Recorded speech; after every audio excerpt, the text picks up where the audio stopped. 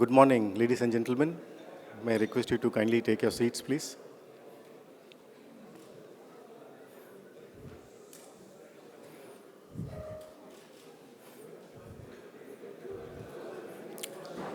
Ladies and gentlemen, good morning to all of you.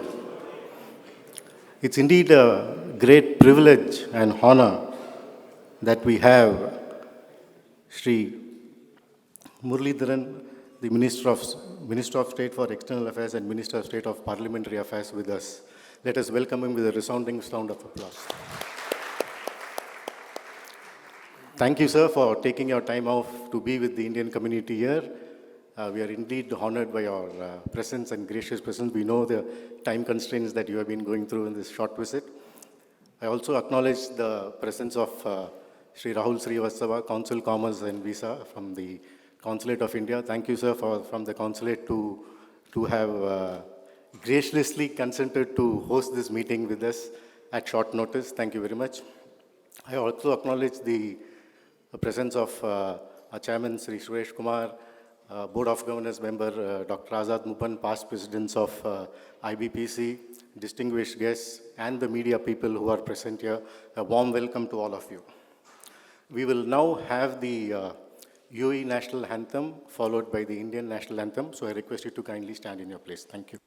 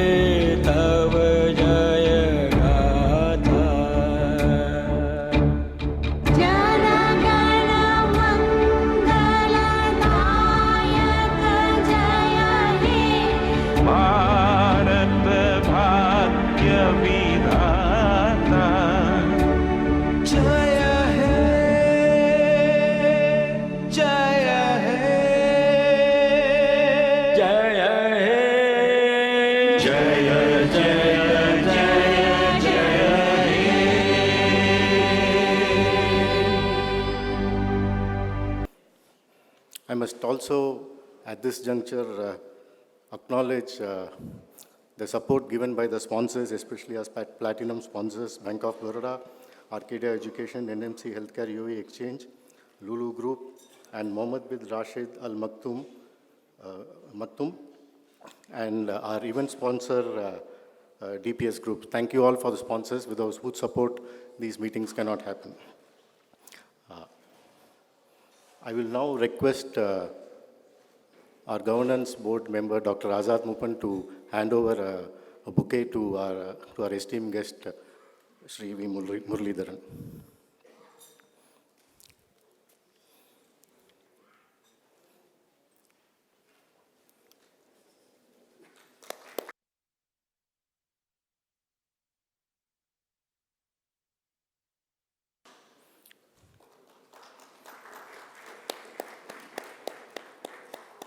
I'll now call upon Mr. Nimesh Makwana, President IBPC, to deliver his welcome address.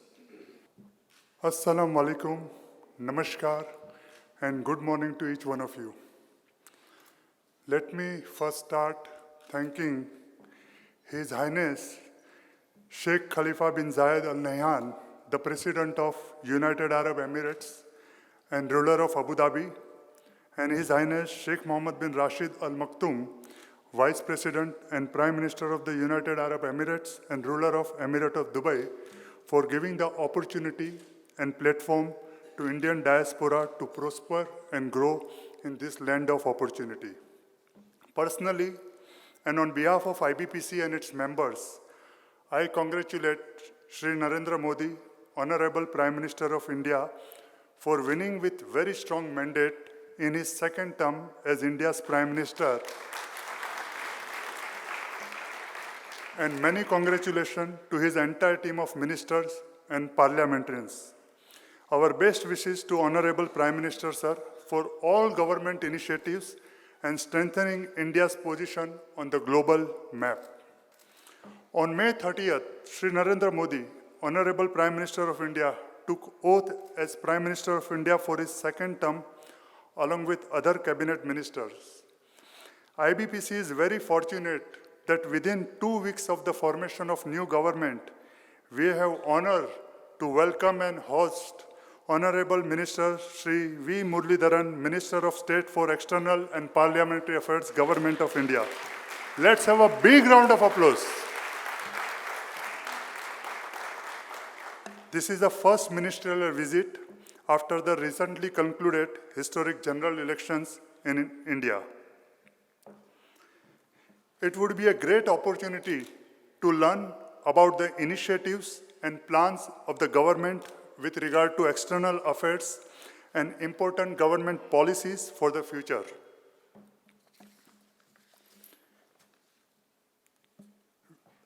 Honorable Minister, sir, we have one request to you.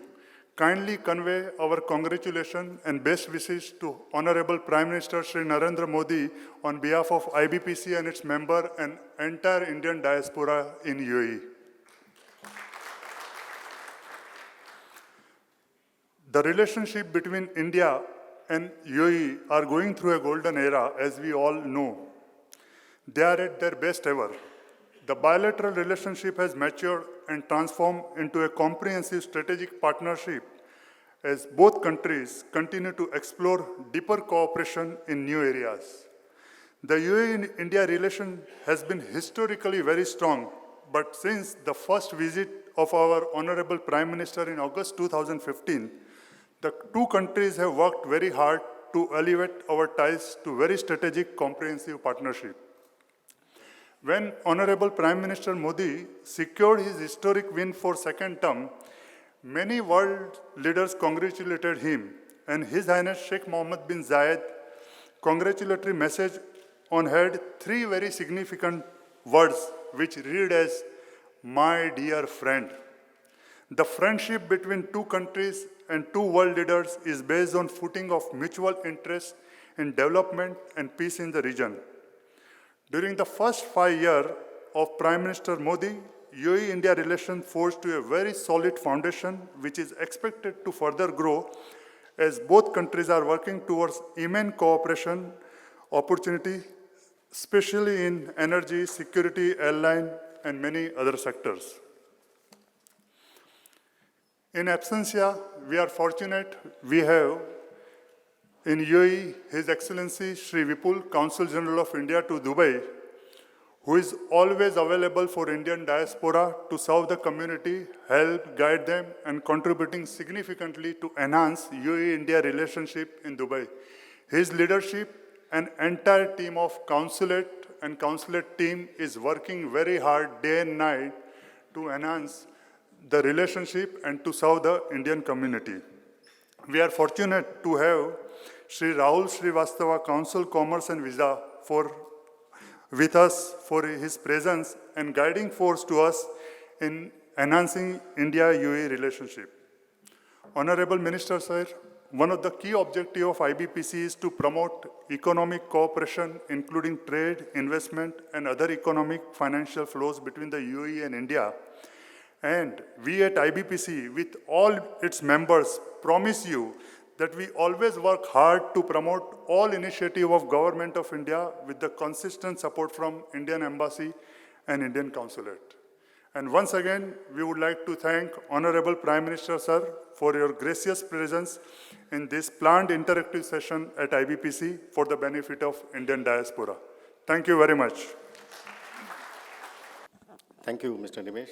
I will now call upon Mr. Suresh Kumar, Chairman of IBPC, to say a few words. Honorable Minister of State for External Affairs and Parliamentary Affairs, Shri Muraleedharan, welcome to Dubai and welcome to IBPC.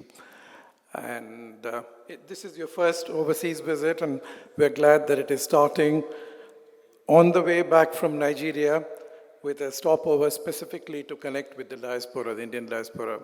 I think this is a particularly important initiative that the Prime Minister took in 2014 when he started to connect with the Indian diaspora in different parts of the world. And I think it's excellent that you're continuing that initiative. We wish you the best as you take on this journey. Particularly important, is the phase, the golden phase or the golden era as we continue to call, is simply because of very strong chemistry between the leadership at both countries. And therefore, it reflects on the regard that the leadership has at both ends for the Indian diaspora. And I would like to welcome you, and I would like to see this as for the first of multiple visits. And we'd like to also take a delegation from here to India to continue to connect up and meet up on issues of this nature. Thank you very much. Thank you, Mr. Suresh Kumar. I will now call upon Shri Rahul Srivatsava, Council Commerce and Visa, to say a few words. Honorable Minister of State, External Affairs, Shri Muraleedharan sir, Honorable Joint Secretary to the Government of India, dignitaries and our friends over here. Welcome sir to Dubai on behalf of the Consulate General of India and Consul General. I would like to extend a warm welcome to you to this beautiful city of Dubai, which has become a landmark now, and people have been trying to imitate that how it has achieved what it has done so far. So just to give you a brief background of the meetings that you have been lined up. So we have about 3.3 million Indian diaspora, and you have already met with the guys who have at 48 degrees centigrade built the tall Burj Khalifa. It is done by the Indian blue collars, and very proudly we share this piece of information with everybody. We also would like to mention, sir, that when 34 years no Prime Minister was here, then who was the one who was our brand ambassadors? It were these people over here. It was this group of the Indian businessmen who had maintained the relationship. IBPC, sir, is a representative body of about 1,000 Indian businessmen. It represents about 80% of the resources held by Indians. And, sir, as quoting a figure, about from 11 top richest persons. So the royal family is not evaluated. Out of 11 richest persons, 7 are Indian citizens, sir. They are our brand ambassadors, and they are the ones who very strongly influence the policy making of the local government also, so that we can develop the tie further. And so they are our best foot forward. After this, sir, there is a community function. I hope you will be meeting all the persons over there. So this is about IBPC, sir. I hope that your vision and the vision of the new government will be taken forward. They are very eager to listen to you only. And whatever the feedback is of great importance to us. We try to bridge the relationship between the two countries. Thanks a lot, sir, for paying a visit to the country. Hope to see you again and again in future also. Thanks.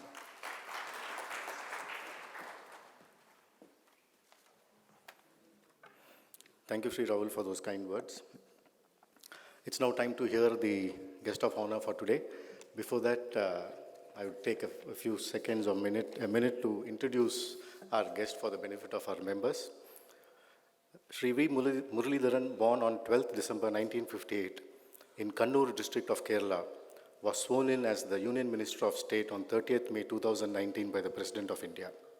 Shri Muraleedharan officially took charge as Minister of State for External Affairs and Minister of State for Parliamentary Affairs on 31st May 2019.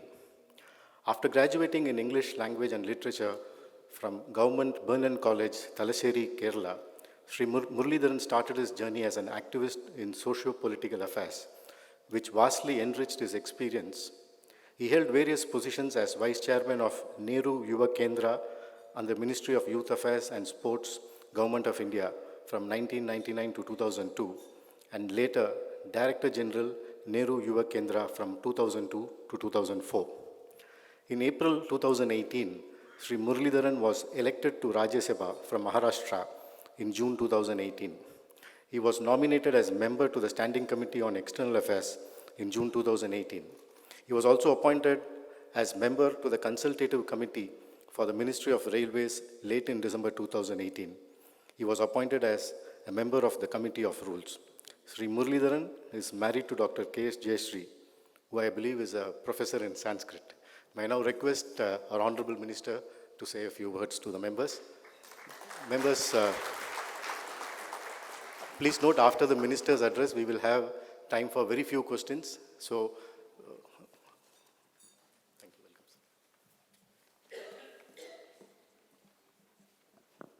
Welcome. Board Chairman of IBPC Dubai, Shri Suresh Kumarji, Member of the Board, my friend for many years, Dr. Azad Mupen, President of IBPC Dubai, Shri Nimish Makwana, Vice President Shri Krishnan Ramchandran, Shri Rahul Srivastava from the Consulate General, Shri Nagendra Prasad, Joint Secretary, who looks after the area of Middle East, Gulf, in the Ministry of External Affairs in the Government of India, members of the IBPC, ladies and gentlemen, namaskaram to all of you. In fact, as it has been mentioned earlier, I am on a transit visit to Dubai, midway from the visit of Nigeria. Nigeria celebrated Democracy Day on 12th of June. And our Honorable Prime Minister, Shri Narendra Modi, was invited. Since he couldn't make it to the function, he sent me as a representative of his to the Nigerian Democracy Day. And along with that, I should say that the Government of India felt, the Prime Minister felt, that I should make a visit to Dubai also, which is contributing to the Indian economy at large. So that's the twin purpose of my visit, my first, I can say, my maiden visit as the Minister of State in the Government of India. So I'm very happy to be meeting all of you today. Soon after I assumed the office of Minister of State for External Affairs and Parliamentary Affairs, I thank Indian Business and Professional Council Dubai for organizing this meeting at a fairly short notice. I understand that IBPC is the sole authorized business body of Dubai Chamber of Commerce and Industry. I was pleased to note that several top Indian businessmen are on the board of IBPC. It should also enable you to find opportunities for even greater trade and investment interaction between our two countries. And this should place you in a unique position to promote brand India. I was told that the body had some problems in the past, but now that's behind you. I wish you all the best. I would like this meeting to be more interactive so that I understand from all of you your aspirations and expectations from our government in the second term of Prime Minister Narendra Modi.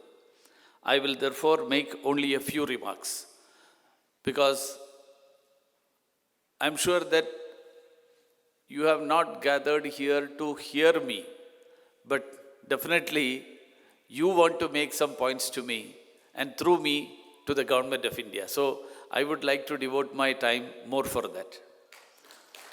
Friends, I'm glad that UAE is the first country in the Gulf that I am visiting as a minister, even though this is only a transit halt. The Gulf region is of special importance for Indians and Government of India. Our country has historical and traditional ties with the region. This region is second home to a large number of Indians. Indians have played a lead role in the development of this region. Conversely, this region has given us tremendous opportunities for business and employment. The region is so important as it hosts over 9 million Indians, about 13 billion US dollars trade, provides for over 50% crude and 70% of natural gas, and also a source for over 60% of foreign exchange remittances to India. Among the Gulf countries, UAE in particular holds great importance for India and Indians. I'm happy and proud that Indian businessmen and professionals have done extremely well in UAE. I appreciate government and the leadership of UAE for providing a conducive environment for Indian business community, professionals and workers to thrive here. Given our historical and geographical connectivity, it's no coincidence that India and UAE have been the top trading partners of each other. I'm happy to note that our bilateral trade has registered a growth of 10% last year and reached US dollars 55 billion. Similarly, the two-way investments between our countries are also very substantial and continue to grow. As the leading Indian businessmen and professionals, I don't think there is anyone better than all of you to attest to the successful effort of Government of India in attracting FDI in the last 5 years. We are very happy that UAE has been our leading partner in this regard. As you all know, Abu Dhabi Investment Authority is investing in various infrastructure sectors in India through the National Investment and Infrastructure Fund. It's also investing in affordable and mid-income housing projects, renewable energy and other sectors. Similarly, Dubai-based DP World is also working with NIIF and state governments for significant investment in ports, terminals and logistics sectors. Our energy relationship has also transformed. In the past few years, we have secured stakes in all concessions in UAE.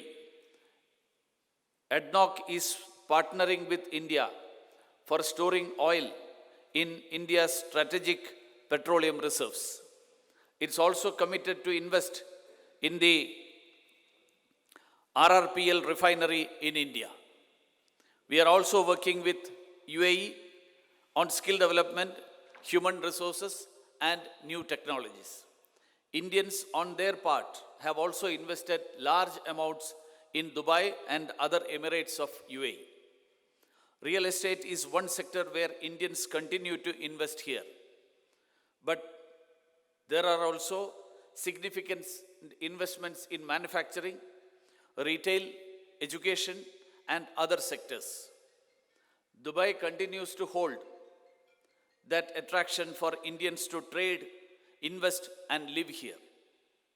I am very happy that the UAE government has recently started giving permanent residency and 10-year-long visas to select investors and professionals, and some prominent Indians have already received such visas. I am sure this will go a long way in easing their lives. It will also further enhance the attractiveness of Dubai as a destination for entrepreneurs and professionals. We will also be participating in a big way in Expo 2020.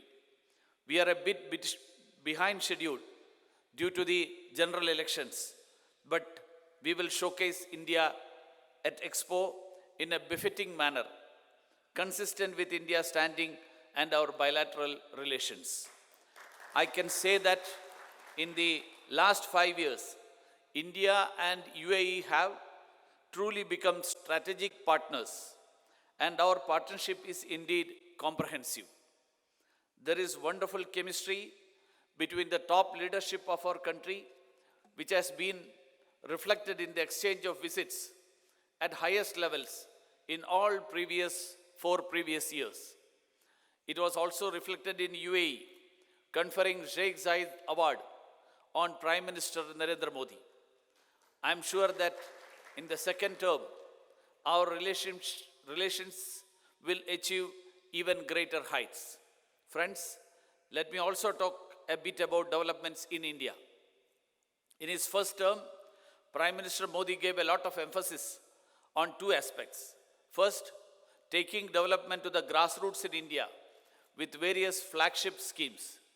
These included, for example, the Jan Dhan Yojana for access to banking, Mudra Yojana for loans to small entrepreneurs, Saubhagya Yojana for electricity, Ujjwala for cooking gas, and Ayushman Bharat for taking care of medical needs of the poor. All these schemes had a great impact on the ground and resulted in our emphatic electoral victory. Second, he focused on improving the processes so that we become more business friendly. With his sustained efforts and push, India's rankings in ease of doing business improved from 142 to 77 in the span of 5 years. And I can say that in such a span, perhaps no country has achieved such great development. A number of steps were taken to attract more investments into India and upskill our manpower. The Make in India campaign, Skill India, Startup India, and Digital India were all fairly successful. In the second term, the Prime Minister has already started several reform measures. For instance, to address the issues of growth and employment, government has constituted cabinet committees on investment and growth and employment and skill development. Infrastructure sectors and development schemes will also remain a big focus of for the government. I am sure that the next few quarters will start showing some good economic indicators. The reason for my optimism is that fundamentals of our economy have not changed. We continue to have the advantage of demographics with large and talented youth population. Moreover, the electorate has given its massive and clear mandate for Prime Minister Modi, which will result in stability and consistency of policy. India is well on its way to become a $5 trillion economy soon. The government is committed for inclusive growth. In the last term, the Prime Minister had given the message of Sabka Saath, Sabka Vikas. But this term, before he took charge, before the oath taking, when he addressed the ruling party parliamentarians, he gave a new slogan, and that is Sabka Saath, Sabka Vikas, Sabka Vishwas. That will be our guiding motto. And building a new and prosperous India is our sankalp. we have inherited the ideology of Antyodaya, that is the reaching the last man in the line. And we will see to it that we stand up to that ideology. I would like to take this opportunity to appeal to all of you to contribute to the development of India, whether through investments or your skills and networks. Connecting with India will also be your bit to take the bilateral relations between India and UAE to greater heights. I conclude by conveying my best wishes for good health and happiness of His Highness Sheikh Mohammed bin Zayed Al Nahyan, Crown Prince of UAE, and Prime Minister, Vice President of UAE, and ruler of Dubai, Sheikh Mohammed bin Rashid Al Maktoum. Thank you. Jai Hind.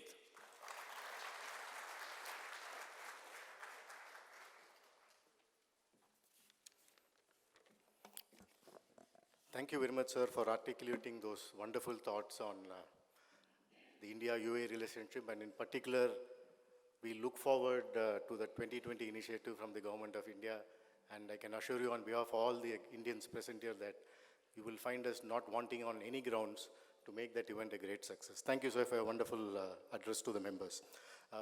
We will now open the floor for a few questions. My question for you is a very short question, but I think you can give me a very nice reply for all of us.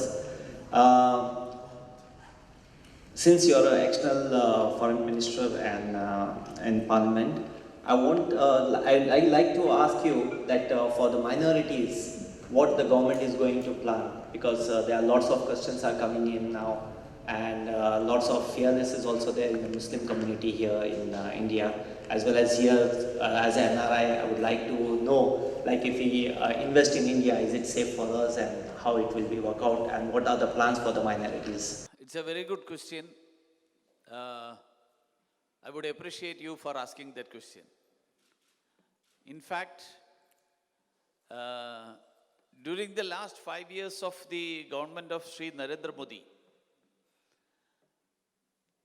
all the schemes that were introduced, I would say it benefited the minorities the maximum. Whether it is the Ujjwala Yojana or the Saubhagya Yojana or the Prime Minister's Awas Yojana or the Ayushman Bharat, if we were to take a head count on the basis of the community, that would have been a revealing fact that it benefited the minorities. Not because they were minorities, because the objective of the government has been Antyodaya, means serving the poor, serving those who deserve, the underprivileged. And unfortunately, many of those poor households which didn't have a cooking gas, there was no distinction on the basis of religion. In fact, I remember an interaction of those who have benefited from the cooking gas scheme, the interaction that they had with the Prime Minister. And one lady from Kashmir, Srinagar, she was speaking to the Prime Minister. Not this year, last year during the period of Ramzan. And it was a fasting period for our brothers from the Muslim community. So the Prime Minister asked that lady, have this scheme benefited you in any way? She told, Huzur, definitely. Because in my one-room home, in the morning before I start the fast, I have to cook food for my children. And those children were sleeping. And when I used to cook food, they would wake up because of the smoke. And now, I'm happy that my children can sleep till the morning when they had to be woken up for food. And before that, I can cook. So this is the real experience of a lady who had the benefit of the Ujjwala Yojana. That is the cooking gas scheme. So I would say, but in spite of all these things, there is a suspicion. There is an amount of doubt whether this government will be fair to the minorities. And that's why the Prime Minister this time, when he took charge, before he took oath, when he addressed the ruling party parliamentarians, he said that Sabka Saath, Sabka Vikas is meant for all, but it should also have Sabka Vishwas.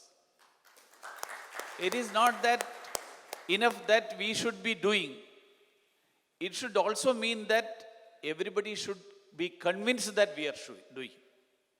So that confidence in the society, that confidence have to be there, have to be gained by the government. This is said to not only the general public, but to those members of the ruling front who are supporting him. So this was the message that he wanted to convey, that this government is not only for a particular section of the society, this government is for the 130 crores of Indians. And this government, he also mentioned, this government is not for those who have voted for the government, in favor of the government, but even those who have voted against us.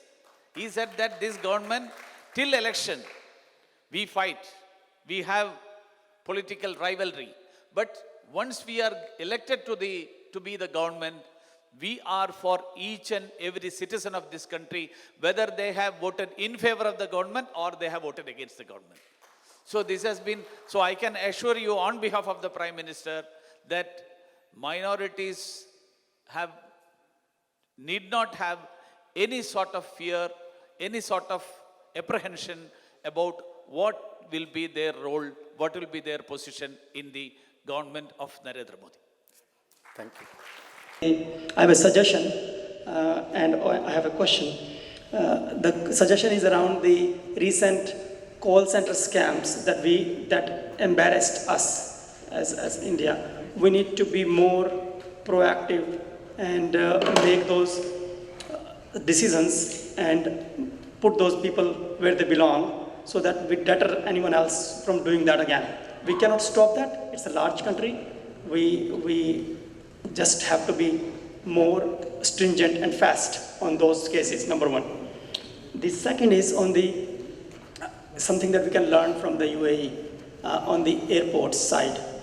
We have made a great progress everywhere across the country in terms of number of airports and others. But what we can do is, when you look at the experience at Dubai, when you enter in and when you enter out, there is something seamless.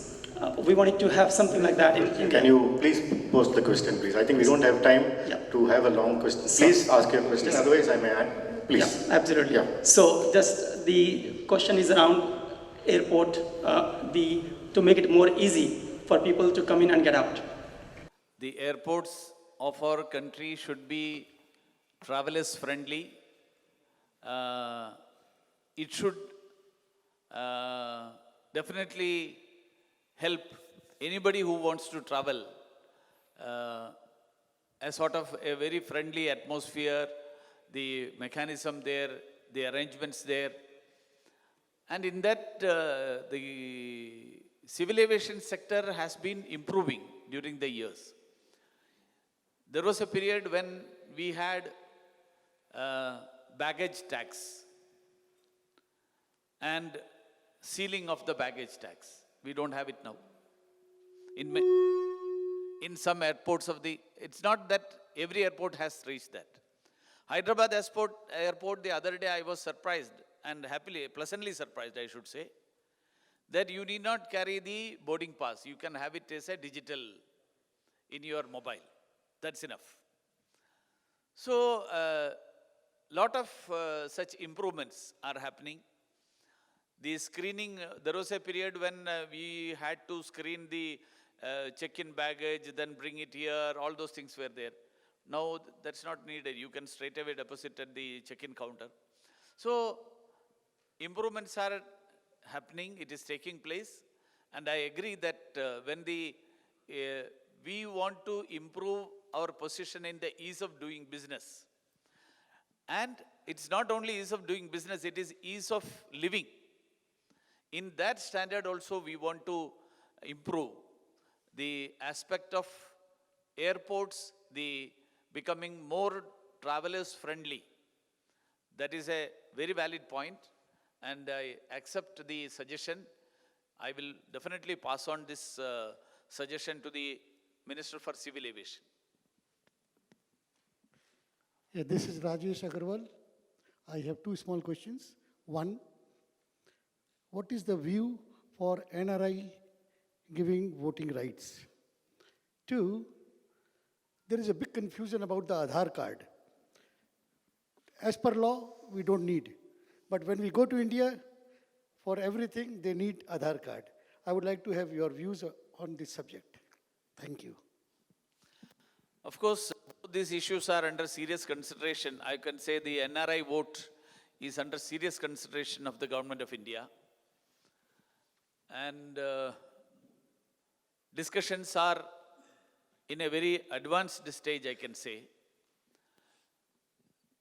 The legislation regarding is that voting, which can happen after an amendment to the People's Representation Act. That is being, I can say, very, very seriously considered. And the various provisions are being discussed in the various forums of government. In fact, this was one of the legislations that was discussed in the meeting of secretaries to the various departments that was held as a prelude to the parliamentary session. And Government of India, on behalf of the Government of India, I would like to tell every one of you that Government of India under Narendra Modi, which attaches much importance to the NRI community, definitely wants all of you to be part of the democratic process of the country. And for that, the People's Representation Act, which needs to get amended, the details are in the, I can say, in the final stages of the amendment. And I hope that very sooner that amendment will become approved by the Parliament. Second thing is about the Aadhaar. Aadhaar is a bit of a ticklish issue, I can say, in the sense that Aadhaar cannot be considered as citizenship. Aadhaar is, in a way, a resident permit. So when Aadhaar is considered as a resident permit, there is a view that the resident permit should be for those who are permanent residents of India. So NRIs cannot be, whether they can be considered as permanent residents. They are, of course, citizens of the country. For citizenship and Aadhaar, perhaps that clarity has not come, that Aadhaar doesn't amount to citizenship. So citizenship, the National Register of Citizenship, that has not come in our country. So these issues pose several questions which we need to address. And recently you might be aware that for basic services like getting a SIM card, various other issues, Aadhaar is not a necessary condition. It's not a mandatory thing. But still, in some places, we face an awkward situation that in some offices they demand for Aadhaar. And when you are not able to produce one, then you are in a problem. I'm sure that I don't have a ready-made answer for that, but we are in the process of clearing the confusion. We are in the process of creating a proper environment so that the lack of Aadhaar doesn't keep you away from the basic requirements, basic facilities that you should have as a citizen of this country, of the country of India. So in this, we need to work out a feasible, we need to work out a amicable, a pragmatic, a practical solution, and I'm sure that this issue will be addressed at the highest level in the coming days.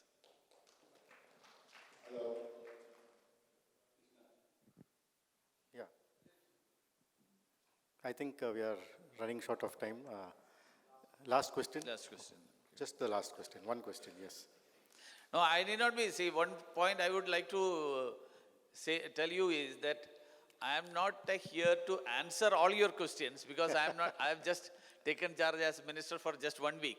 So I would consider all of you have much more experience than me. So you can also give suggestions, and I am here not to answer I am not the single point to give the answers, but I am willing to take the suggestions also, and not only in the formal thing. This is going to be, I want this to be a dialogue. Otherwise, it will be a monologue, and that monologue doesn't look nice. So in fact, I would like to hear you more. Hearing doesn't mean answering. Answering means again the same thing, that you ask something and I answer. So I am the buck stops here. That need not be there. Please, please. Sir. The gentleman who, I think somewhere there had raised the hands. So let him finish, and then I'll take both these questions. Okay, fine. Or suggestions, whatever is there. We will, for the time being, we will close with these two. Yeah. Yeah. Congratulations, Minister. My name is Ashok Pillai. It's not a question. Can we have a community center in Dubai? Would you be able to do something for us? We don't have a community center. That's all. Okay.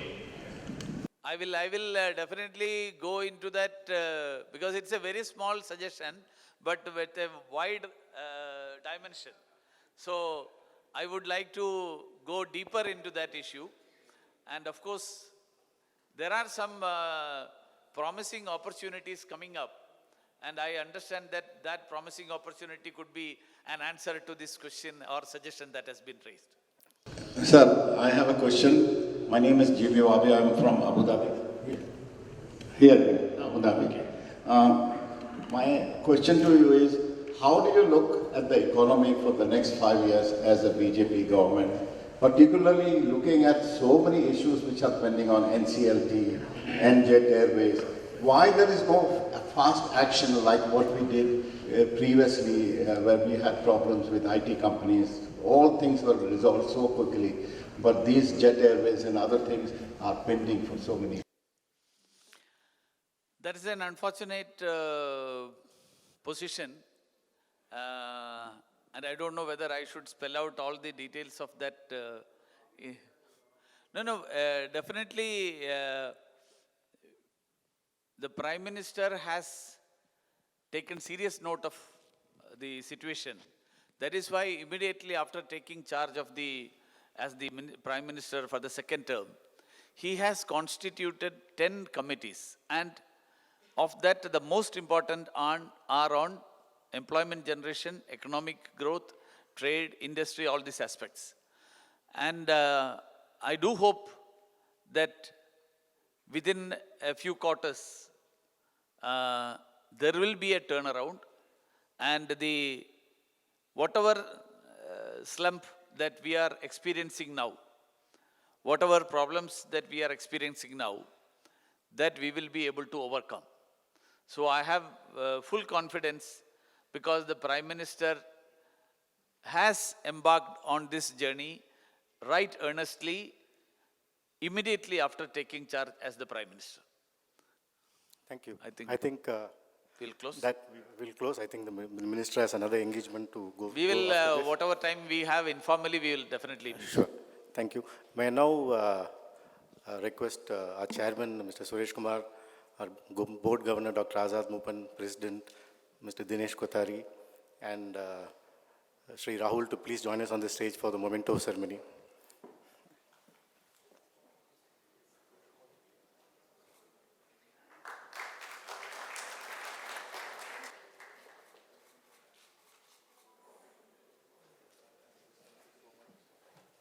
Yeah, may I now request Dr. Azad Moopan to kindly hand over memento to Mr. Dinesh Kothari, the event sponsor for the day.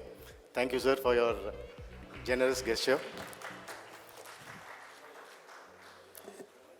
Dear all, I thank each one of you for being here today, in spite of a Friday and a busy schedule. And I also request, thank the media people for being here and being supportive of the whole initiative. Yeah. Thank you one and all, and look forward tomorrow at our networking meeting. Thank you.